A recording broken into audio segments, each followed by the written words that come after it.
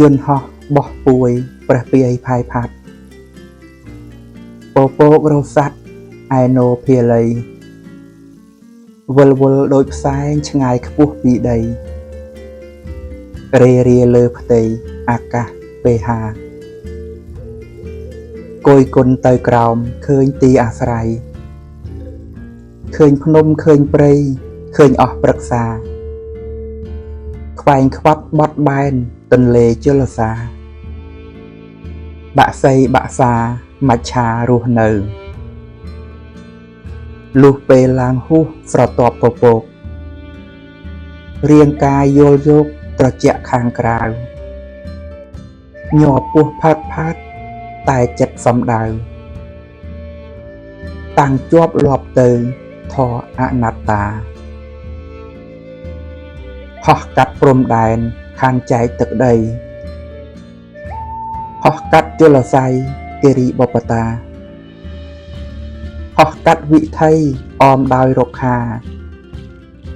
ហោះកាត់មហាសមុទ្រយ៉ាងជ្រៅ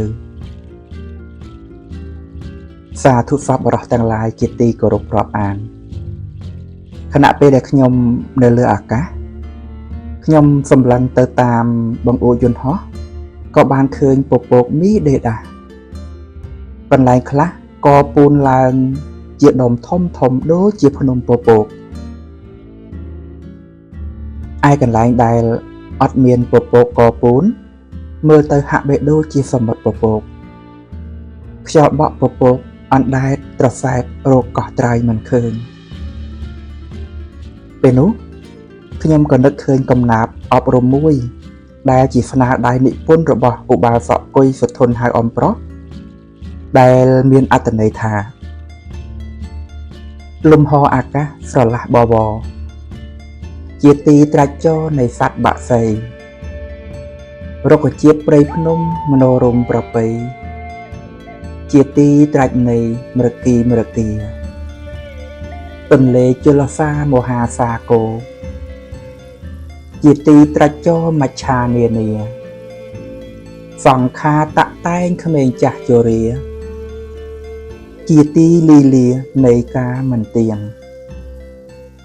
កាយមួយខណ្ឌ5ចូលចាំប្រុងស្ដាប់ដកខណ្ឌមួយស្លាប់នៅតែរូបរាងគល់ឈើធ្វើអស់នោះគ្រាន់បើជាងគួខ្ពើមគួរៀងគួវៀងរោគធរកំអាងមានទ្រពជាប់ដោយយុស័ក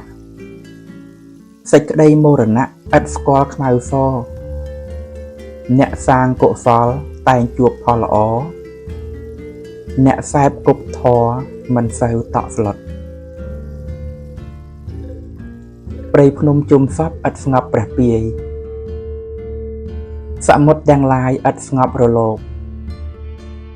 មេឃមិនស្រឡះឥតខ្វះពពកមាសសុទ្ធមិនយកទៅរកដុំថ្មសាបពូជមិនដុះបន្ទោសតែគ្រាប់ជាងសាមិនជាប់បន្ទោសសំណ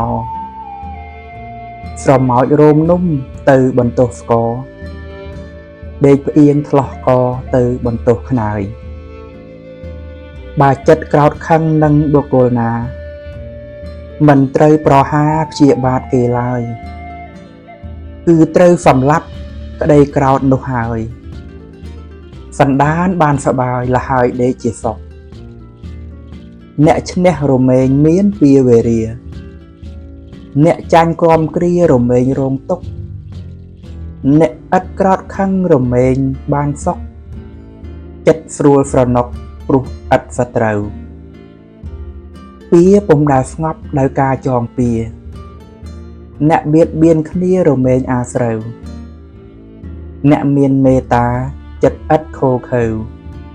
ពិតដើរចំផ្លូវព្រះអរិយៈ